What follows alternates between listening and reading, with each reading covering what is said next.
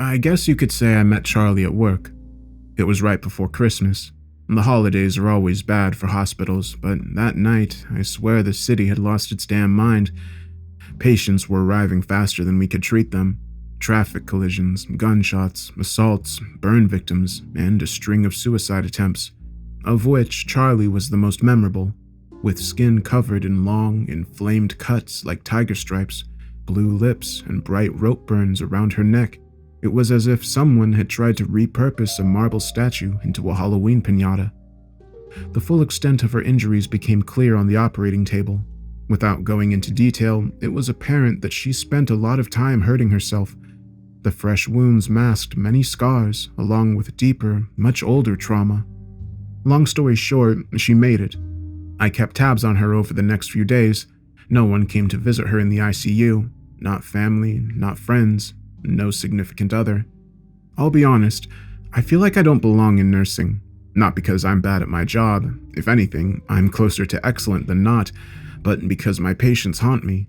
The ones who live, the ones who die, even their families. They all stay with me, no matter how hard I try to disconnect. Charlie wasn't any different. If anything, she preoccupied me more than usual. The viciousness of her self-mutilation, coupled with the horror stories implied by her old injuries, struck a deep chord. So did her aloneness. After she'd been released from the ICU, I decided to go see her. I went on my next day off and had the foresight to bring my gym bag along in case I needed an excuse to duck out. I knocked on the doorframe. She looked at me listlessly. The hollows under her eyes were as pronounced as ever, and she had a very particular look about her. Something that made her seem simultaneously very old and very young, that I associate with people that are waiting to die. "I'm a nurse here at the hospital," I said awkwardly. "I was at your surgery the night you came in." She gave a thin smile that didn't reach her eyes. "Thank you." "No need. I just wanted to see..." I took a deep breath, cursing myself for my stupidity. To ask how you're doing." Her face did soften. Certainly didn't become warm, but something changed. A flicker of alertness, a shadow of interest. "About as well as you'd expect." This was a mistake, I realized. My presence was pointless at best, detrimental at worst, and probably violated hospital policy to boot. I needed to leave. "I don't want to bother you, but I'm glad you're here. I mean, not here in the hospital, but here." I could hardly believe the words coming out of my mouth. I wanted to sink into the floor and disappear. I nervously swung my bag from one shoulder to another, but I lost my grip as it slid to the floor, sending a cascade of pens, receipts, and clothes across the floor. I watched with horror as an old perfume roller, something that belonged to an ex, something I'm not even supposed to bring into the hospital, skidded under her bed.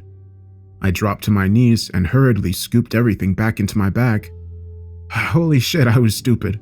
Not only was this a ridiculous, potentially problematic situation to initiate, it was unprofessional as hell. I didn't notice that Charlie had gotten out of bed until she was in front of me, dropping my gym shorts back into my bag. Ma'am, you need to get back in bed." "I will." She gave me a careful, appraising look. "What's your name?" Theo." A ghost of a smile touched her mouth. It still missed her eyes. "Charlie." I couldn't get out of there fast enough and didn't visit her again. But a few weeks later, I found a box in my mail tray. I didn't really think about it. It's not unusual to receive things like flash drives and magnets from pharmaceutical reps. I opened it up and, to my surprise, found a perfume rollerball. I thought it was the one I'd left in Charlie's room, but no. While it was the same scent, it was a brand new bottle. Wrapped around it was a note. Just replacing what I stole, but we can trade back if you like. Charlie. Underneath was a phone number.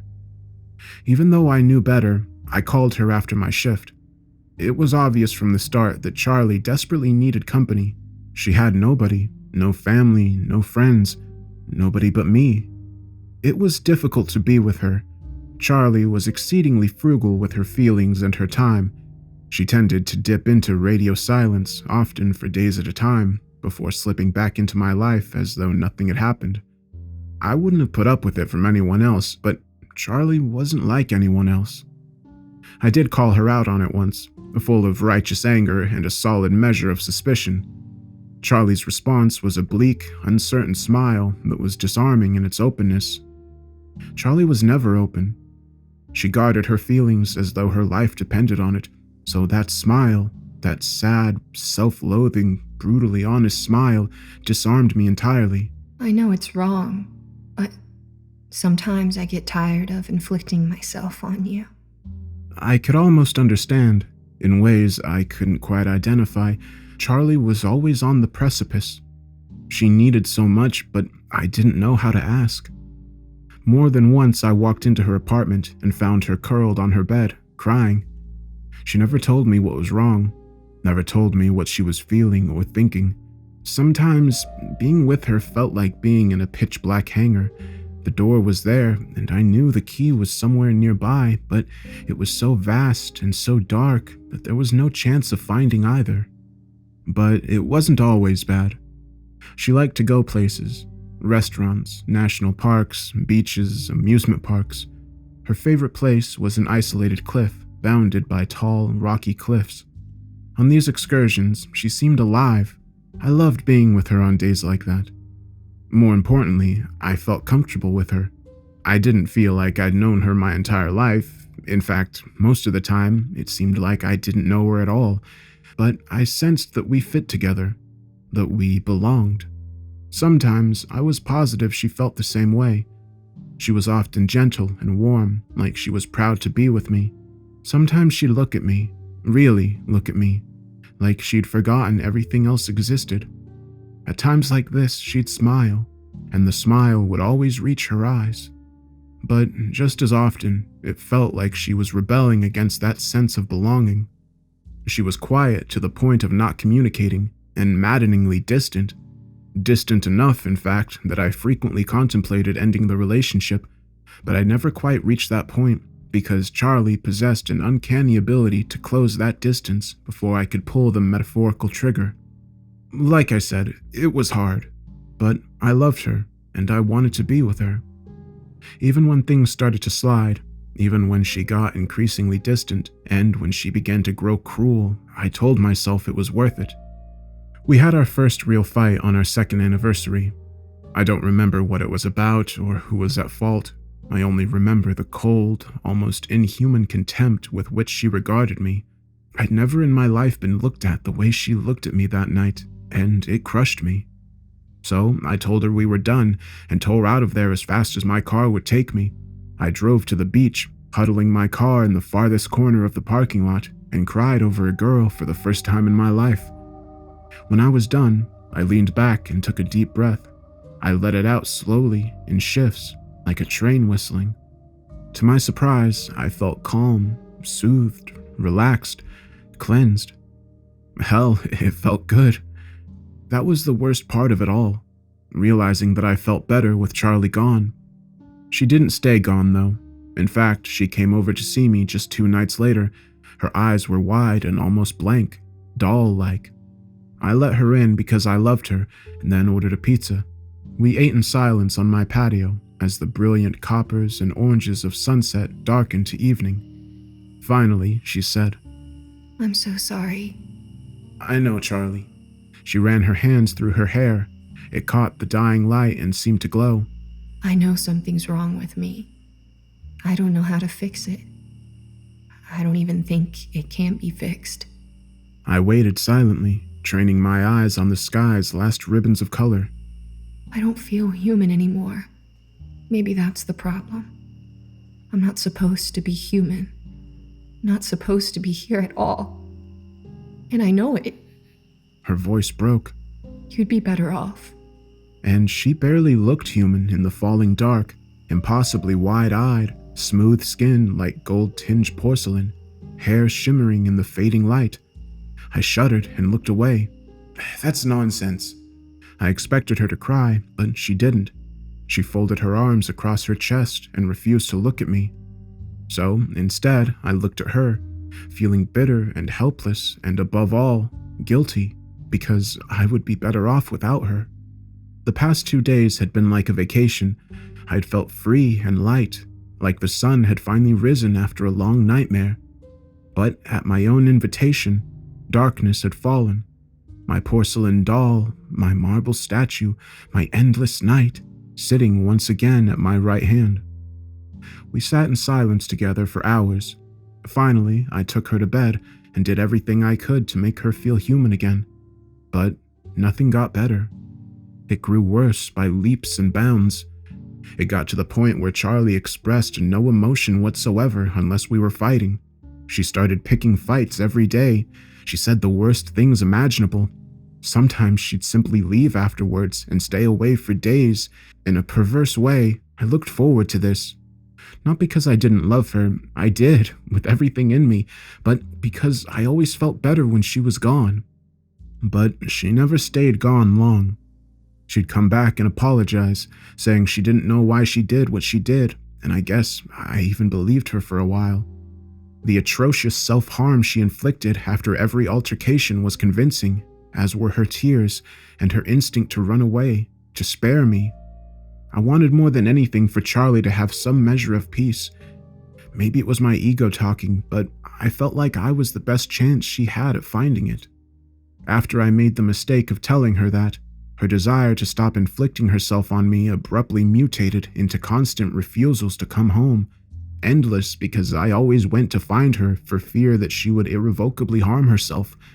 Usually, she was curled up somewhere on her apartment floor or in her bathtub, singing lullabies or whispering long strings of nonsense. Please, God, watch the beans. The crow sings angels' wings. Apple green face, the size of a mustard seed. God, please, please, God, watch the beans. Always, she was crying, and when the nonsense prayers ran out, she'd finally speak to me. Just leave. She'd say, Go. Stop trying to help me. Just go, all right? This isn't going to work. It was never going to work. It won't work because I'm not human anymore. I want you to hurt. I need you to hurt.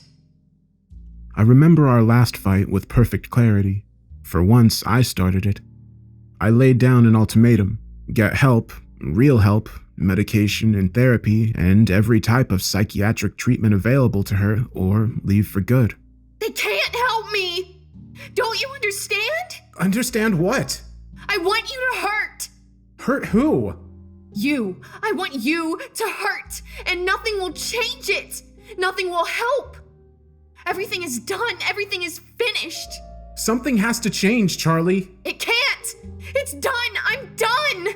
Then so am I. Tears stung my eyes. I glared at her and prayed they wouldn't fall. I can't do this anymore. She smirked miserably as tears streamed down her face. What can't you do, Theo? She wiped her face. What can't you do? Time stood still for a terrible instant. Words vomited their way up my throat, crashed into each other and jammed. There were too many. I was choking on what I wanted to say, what I needed to say, and what I shouldn't say. Charlie's awful smile slid into a frown. Time snapped back into place, and somewhere inside me, a dam broke. I can't deal with you. I can't spend my life trying to fix you when you won't even try to fix yourself. You don't talk to me. I don't know anything about you. You won't tell me what you are or why you are what you are. You're stealing my time, Charlie, and sometimes I think it's not because you need it, but just because you can. She just stared at me, smooth-skinned and pallid, like a porcelain doll, a marble statue, utterly inhuman. Then she marched out and slammed the door with such force my walls rattled. My neighbor's front door creaked open. What would they think when they saw Charlie, I wondered. Would she look like a sculpture to them? Like something that wasn't even human anymore? Or would they see her as she really was? A person who'd been in too much pain for too long to even dream that a life with less pain was possible. I sat alone, crying as the night darkened and the moon rose. My sorrow was bitter and painful, born mostly of guilt, but when I finished, I felt clean and empty again. I was at peace. I was all right. I was free. As it turned out, I really was better off without Charlie. I could breathe, I could think, and I could move. It was as if someone had excised an anvil from my guts or cut ropes that had been slowly crushing me like constrictors do with rats. Something inside me, something that had been trapped, was free. But freedom is lonely, and loneliness is bitter. It took a week for me to start missing her, and another week for that sense of loss to grow intolerable, even painful. One morning, I woke up clear-headed and determined. I needed to talk to Charlie. I needed to see her, needed to apologize, needed to assure her that I would always be there for her. I went into work, feeling refreshed and excited. I was ready for this, ready to be whatever she needed to be, for good this time. When I arrived at the nurse's station, I saw something unexpected in the mail tray. A small white box. A sense of foreboding swept over me. I tore it open. Inside was a cheap wristwatch. Behind it was a note in Charlie's handwriting, just replacing what I stole. The following shift was the longest of my life. When it was finally over, I sped over to her apartment. She didn't come to the door when I rang the bell, so I called her phone. It went straight to voicemail. I called again and again and again. Fearing the worst, I kept banging at the door. I hadn't realized just how much noise I was making until the cops arrived. I was frantic. I explained who I was and why I was there, that Charlie struggled with suicidal ideation, that I'd broken up with her recently and was afraid she'd harmed herself, and begged the officer for a welfare check right now. The police obliged, but Charlie wasn't in her apartment. Her car wasn't in the garage either. The cop told me she'd probably taken a vacation, gone away to clear her head. I asked them to call her work, but it was closed for the day. The cops said they'd give it a try in the morning, but in the meantime, not to stress out. She's fine, they said. She's fine. I didn't buy it, so I got in my car and drove to her favorite beach. It was a cloudy, windy night that threatened rain. The parking lot was empty except for one distressingly familiar car, Charlie's car. I peered through the driver window. She wasn't inside, but her phone was in the cup holder. More frightened than I'd ever been in my life, I ran up the beach to the cliffs. Wind rushed at me, stinging my eyes and whipping my face raw. The cold was brutal, but I didn't slow down or turn back, didn't even so much as think as I barreled up the narrow trail to the top of the bluffs, scanning the murky landscape. I had no idea what I was looking for, but I told myself I'd know it when I saw it. And I did. Something fluttered in my periphery. I turned as a figure emerging from the shadows, wind-whipped hair, bright eyes, red coat flapping in the wind. But it wasn't Charlie, just a big jagged rock perched on the edge of the cliff. Tangled around it was her red coat. I drew closer. Each step seemed impossibly slow and heavy, but everything around me was clear and sharp. I saw it all. The grass, the vines, the rocks, the cliffs, the coat. Even her sunglasses, wedged into a crevice in the rock, glinting in the moonlight like eyes. I approached the edge of the cliff and looked down. There was nothing. Nothing but a sheer drop and crashing surf far, far below. I called the police again. They took me seriously this time, but didn't let me stay. When I resisted, they threatened to arrest me, so I left, screaming and cursing all the way home, where I threw everything I could pick up at the walls, destroying everything in the process. Then, sore, crying, and nearly delirious, I drank myself to sleep. I had a nightmare about Charlie. She was a child, but I recognized her. Clear, wide eyes, and a wild tangle of sunrise-colored hair. She huddled in a dark corner in an even darker house, sobbing over her cupped hands.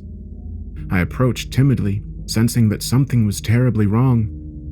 I peered into her hands and saw a scattering of bloody teeth gleaming faintly.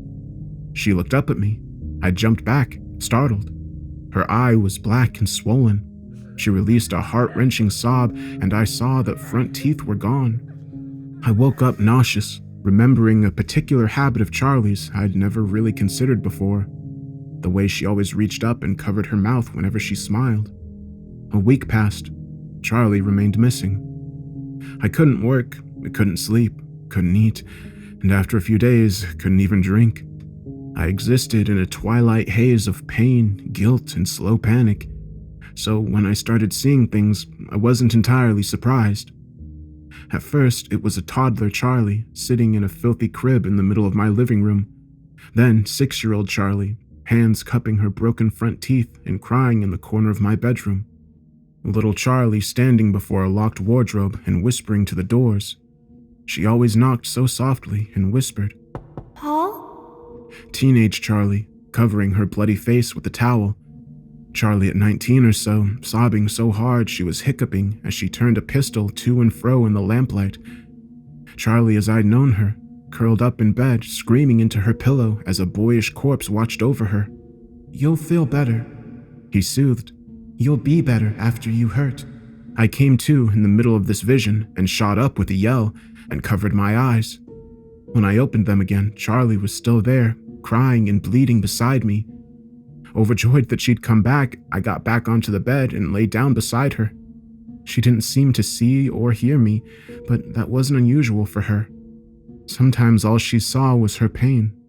But I could see her, feel her, touch her. I reached out and stroked her hair. Suddenly she looked up, terrified eyes fixed on a point over my shoulder, and screamed. I whirled around and saw a tall woman with long dark hair and darker eyes. I turned back to Charlie, but she was gone. Every hair on my body stood up. I closed my eyes, forced myself to count to 10, and slowly turned around again. The woman was still there, deathly pale, a marbled palette of cadaver white and pure darkness. Her mouth was enormous, so huge it distorted her face. Looking at it made my mind twist and pull. "She's better when she hurts," the woman hissed. I shut my eyes and counted to 10.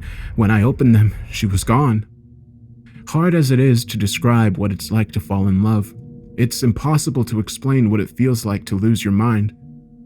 I didn't see Charlie all the time, but I saw her everywhere. My apartment, my job, the store, the street. It didn't matter where I went, eventually she'd show up. As sick as it is, these manifestations eventually became a sort of comfort. On nights she lay on my bed or on my floor, I could sleep beside her. She was often broken or bleeding or limping, but it was her. It was Charlie. And even if she couldn't feel or see me, I felt like I was keeping my promise. I was there for her. But as days turned into weeks, these phenomena grew increasingly bizarre and disturbing. I came to believe that these hallucinations or visions weren't the product of my insanity or even communications from beyond the grave. They were hauntings. And it wasn't Charlie haunting me. I became more and more convinced that whatever had driven her to suicide, whatever had tortured her, whatever had broken her, whatever had haunted her, was now haunting me. And God in heaven, it was horrific. I only ever saw Charlie when she was hurt. Sometimes she was just a toddler. Other times I was painfully sure she was crying after one of our fights. She was often alone, but just as often with a tormentor. The black-eyed woman with the distorted mouth was the most frequent apparition. Sometimes she looked normal, hard-eyed and bitter, but human. Other times she looked like a demon, a marbled mosaic of corrupted light and shadow, with black eyes that somehow burned. Her awful mouth was constantly in motion, stretching and pulling and grinning, hitching itself up as if to keep it from sliding off her face. I saw her wrench Charlie's teeth out with pliers, watched her beat her, slap her, burn her, break her bones. When she looked normal, she didn't notice me any more than Charlie did, but when she was her monster form, she seemed aware of me, and she always said the same thing. "She's better when she hurts." Charlie's father appeared less frequently. Like the mother, he sometimes looked normal, slim and mean-looking, with a pointed chin and blank eyes. Sometimes he looked like a monster, twisted and rotting, with bulbous eyes sprouting all over his suppurating skin. Charlie's parents were painfully easy to identify for what they were, monsters in human skin. Horrific as hell, yet, in their way, mundane as mud. One thing I didn't understand was the child Charlie's obsession with the wardrobe. These were the least violent of the visions. In fact, sometimes they weren't violent at all. Charlie would go to the wardrobe, knock nervously on the door, and speak to somebody named Paul who never answered. But these eye in the storm episodes were few and far between. The hauntings didn't stop, but I stopped paying attention. A huge part of me, the part stripped raw by Charlie's pain, began to scar over, to become calloused. After a while, I was able to eat, to bathe, to sleep, even work through the tableau of Charlie's suffering.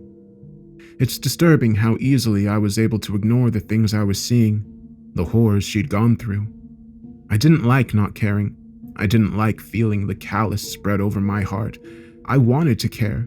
I wanted to feel the outrage, the horror, the pain as acutely as I had those first weeks, but I couldn't. I was too exhausted to try. As though sensing my growing discontent, the phenomena changed abruptly. For a while, they became almost pleasant. Charlie and a slightly older boy with red hair playing games, telling secrets, cuddling in makeshift forts. Charlie spoke, but he didn't. I didn't think much of it. Maybe he was mute, or maybe the hauntings were finally losing their power. I should have known better. One morning, I woke up early to the sounds of children giggling quietly. I looked up and saw Charlie dancing in the sunlight while whispering a nonsensical little song. Watch the beans, the crow sings, angel wings, apple green, faith the size of a mustard seed. As her brother performed a clumsy, exaggerated waltz. He swept by and pulled her into his arms. "No," he whispered. "Like this. 1, 2, 1, 2. Charlie tripped over her feet and began to giggle hysterically. He tried to frown, but her glee was infectious. Soon, they'd both covered their mouths with their hands and were straining with the effort of keeping their mirth under control. I watched, smiling as spurts of laughter erupted from behind their hands. Then, shadows in one corner writhed and darkened. Then the mother materialized, marbled shadow, shining black eyes, hideous mouth. She grabbed the boy by the hair and wrenched him back. He shrieked. She shrieked back, calling him a vicious stream of the foulest names. Then she swung him around and hunched low, hiding him with her body. He whimpered and wept. And after a moment, he screamed, the longest, ugliest, most heart-wrenching scream I'd ever heard. I shot out of bed and launched myself at her, but it was no good. It was like hitting a stone wall. She spun around and threw the boy against the wardrobe. His head hit the edge with a loud, sickening crack, and he crumpled to the floor. Blood streamed from a deep gash in his head and flooded from his mouth. He was still alive, breathing shallowly. As I watched, his eyes rolled up into his head. Charlie's hands were still clasped over her mouth. She shook wildly. Wide eyes were fixed on her brother. She watched mutely as her mother shoved the boy into the wardrobe. It's better that he hurts now. Her mother said reasoningly, no longer looking like a monster. Hurting is what makes you remember. She patted Charlie's shoulder affectionately. It's why you don't scream anymore. Then she stalked away, melting into the shadows. Charlie watched her go without a word. For the next week, I saw her everywhere, tears streaming down her face as the rotted revenant of her brother filleted her skin to ribbons.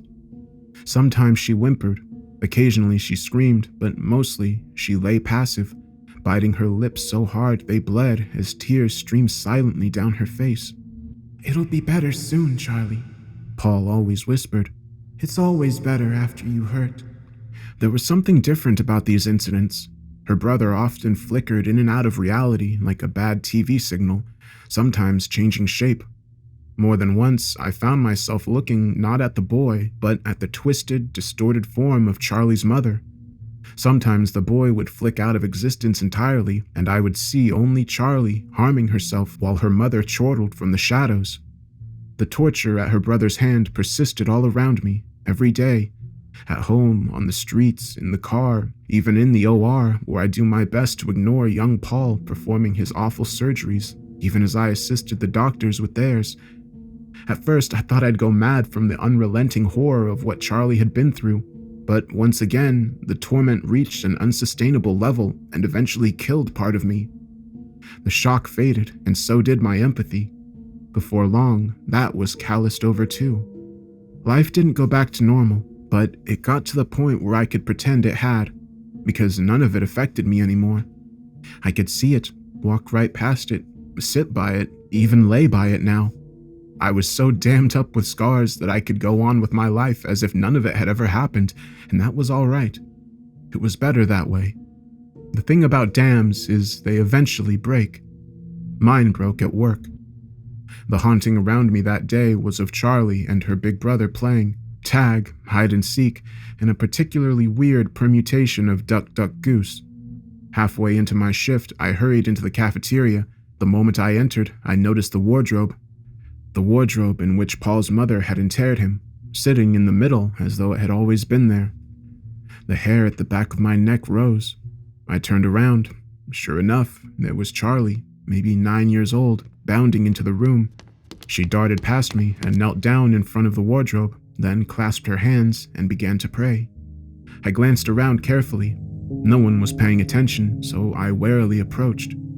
About halfway across the room, the stench hit me, thick and heavy, a corrupted sweetness that crawled up my nose and down my throat. I could hear Charlie now. Please, God, watch the beans the crow sings. Angel wings, apple green, faith the size of a mustard seed. God, please make him alive, please. I love him so much. Please bring him back. I know you can do it. I know when I open the wardrobe, he'll be all right. I have faith. I know he'll be all right. I know you'll bring him back. I love you. Amen. Charlie stood up and took a deep breath. Tears continued to stream down her face. She closed her eyes, reached for the wardrobe, and pulled the doors open.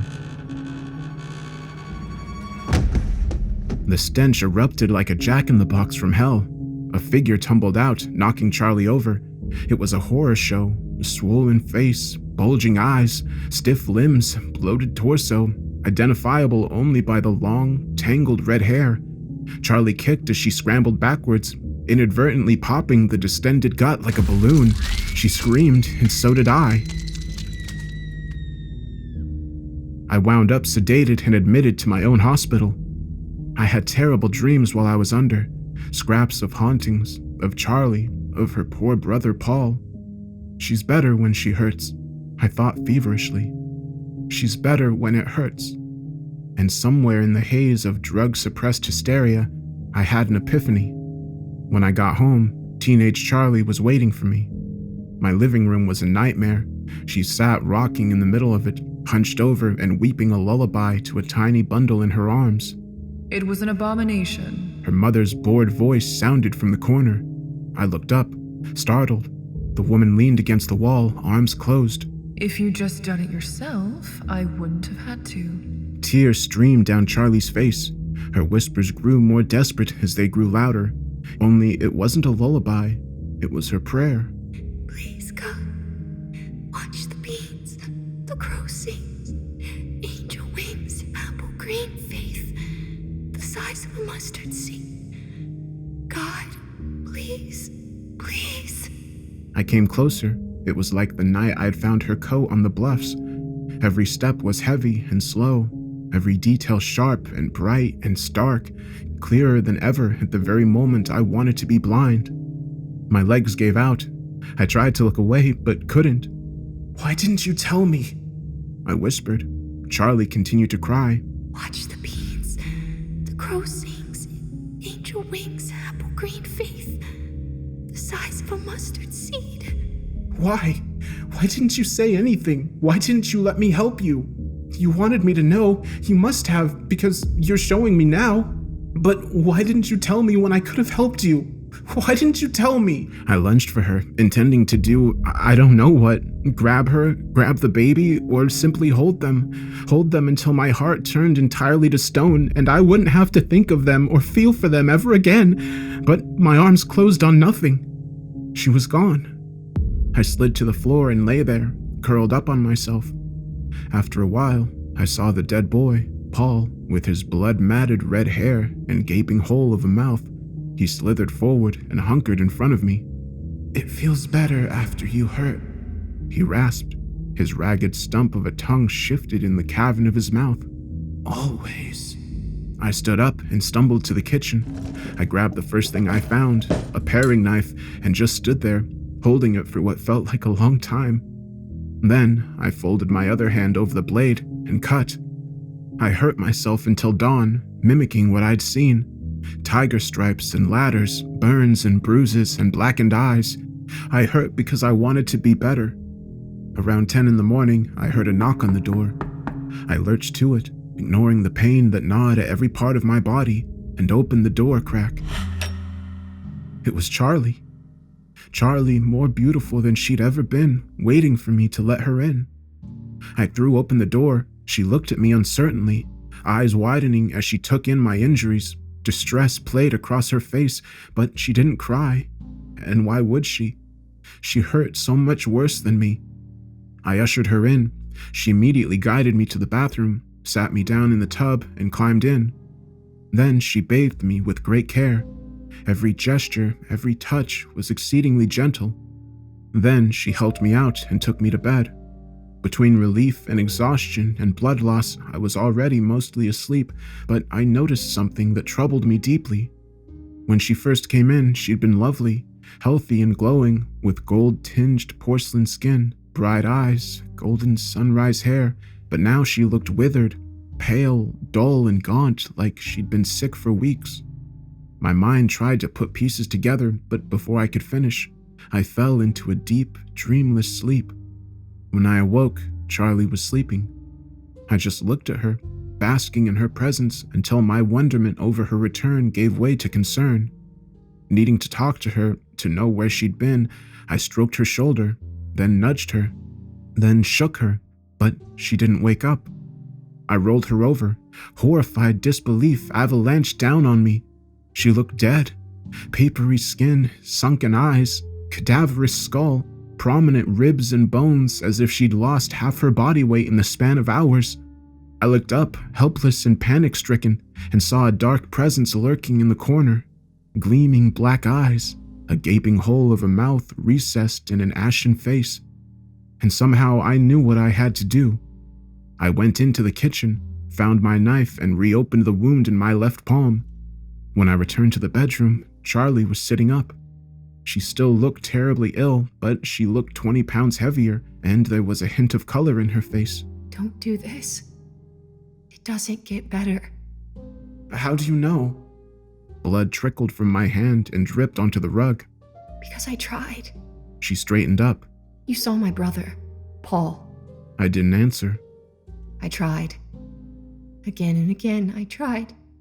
And that's all I got. A rotting shadow. It's not enough to hurt, Theo. It's never enough just to hurt. I loved her more than anything. I loved her in spite of herself. I loved her so much I nearly killed myself to give her another life. So I went to bed and sat down beside her. She watched me distrustfully as I raised my bleeding palm to her mouth. Her face twisted, but she drank. Charlie lived on pain. I had to hurt myself constantly. If I didn't, she'd sicken and wither. 2 days without a fresh injury was enough to starve her into unconsciousness. So I became my own torturer. Knives, needles, rope, rocks, pliers, matches, and so much more. If it could inflict an injury, I used it. The only concession I made was to limit the injuries to sites that could be hidden under clothes. After all, I couldn't go on supporting Charlie unless I went back to work. She protested at first.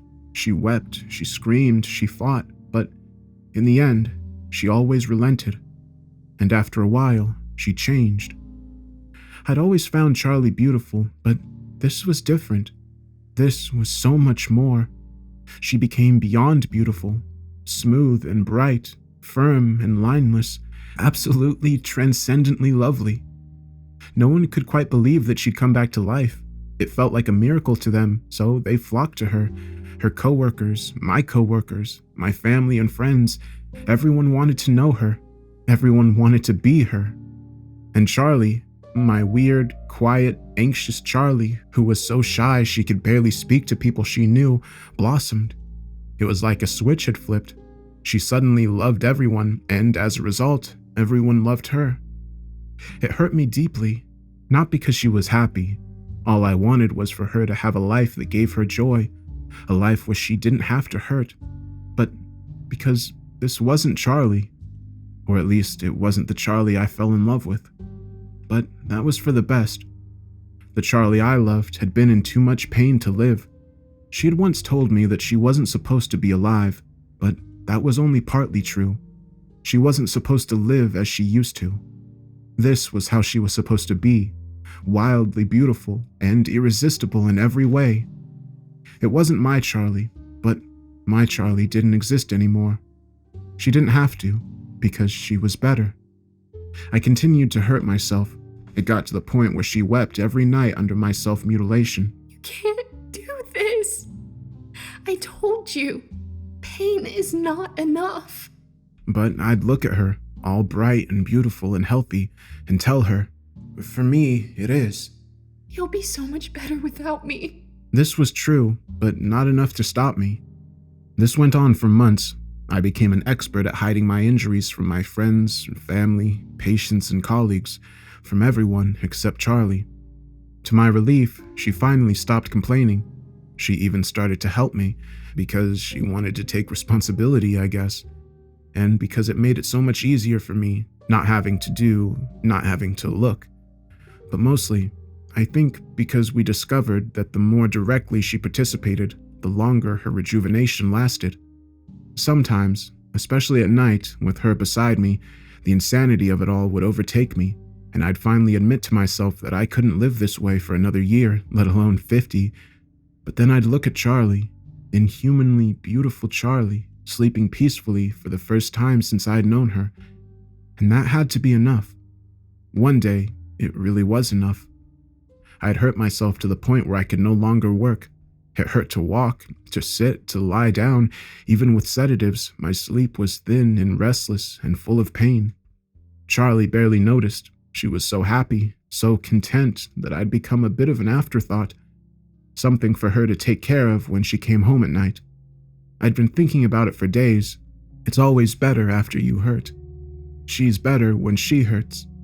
It isn't enough. No amount of pain is ever enough. Pain sustained her.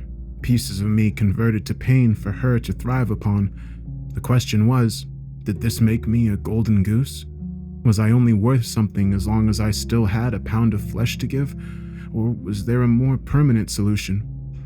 I didn't want to live like this, in perpetual agony, but I didn't want Charlie to die. So what if I died? Pain wasn't enough, but what about death? One morning, I woke up and realized I hadn't seen Charlie in 2 days. My heart twinged and resentment flared briefly, but then it faded, replaced with dark resolve. I got up, wincing and hissing in pain. I found Charlie's painkillers, the ones she gave me whenever I'd let her. And I took them all, one by one until I passed out. The bottle was the last thing I saw, innocuous and orange with a half-peeled label, and then I was gone. Somewhere in the haze, I was dimly aware of movement, of voices, of Charlie's cries, of tubes shoved roughly down my throat, of horrific pain. Then it was dark again, dark and warm, but I wasn't alone. Charlie was with me in the darkness. You'll be better soon. I promise. When I came to, my parents were in my room, which turned out to be in the nearest hospital. They tried to be happy. They smiled, they gave hugs, they rejoiced, but there were shadows behind the smiles in their eyes. Darkness, cold and hopeless. I knew before they said a word. Car accident. My mother sobbed. I'm so sorry, honey. I couldn't even breathe. I wasn't good enough or strong enough. I loved Charlie enough to bring her back to life, but not enough to keep her alive. Because in the end, at my core, I wanted to get better. Hours turned into days, which turned into weeks, which bled into long, bleak months. The worst thing about it is, without her, I got better. I can breathe again, I can move, I'm free, but freedom eventually becomes loneliness. And loneliness is bitter. I'm better, but being better isn't enough. It's not even close to enough.